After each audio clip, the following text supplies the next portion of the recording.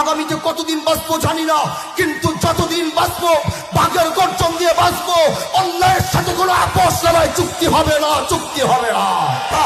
আমি সহ্য করতে পারি না যখন এই দেশের কারো উপর অবিচার করা হয়। এজন্য নিজে বিচার ব্যবস্থা শুরু করেছি।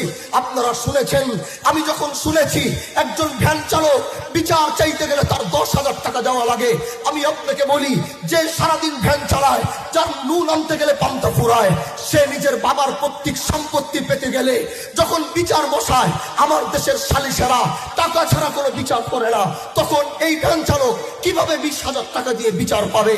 এজন্য যে টাকা দেয় তার উপরে রায় করে বিচার করা হবে। আমি আমার চোখের সামনে এগুলো দেখে আমি সহ্য করার থেকে তো আমার মরে যাওয়া ভালো। সেদিন থেকে চিন্তা করেছিলাম, ইনশাআল্লাহ এই বিচার কার্যক্রম আমি শুরু করব।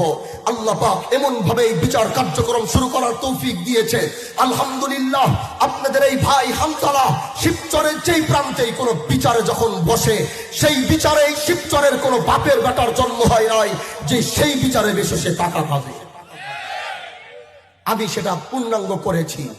আমি দেখেছি আমার যুব সমাজ যারা আগামীর বাংলাদেশ করবে, আগামীর রাষ্ট্র মেরামত করবে, আমার শিবচরের ঘরে ঘরে গিয়ে দেখেছি প্রত্যেকটা যুবক মাদকের সাথে জড়িত হয়ে গিয়েছে।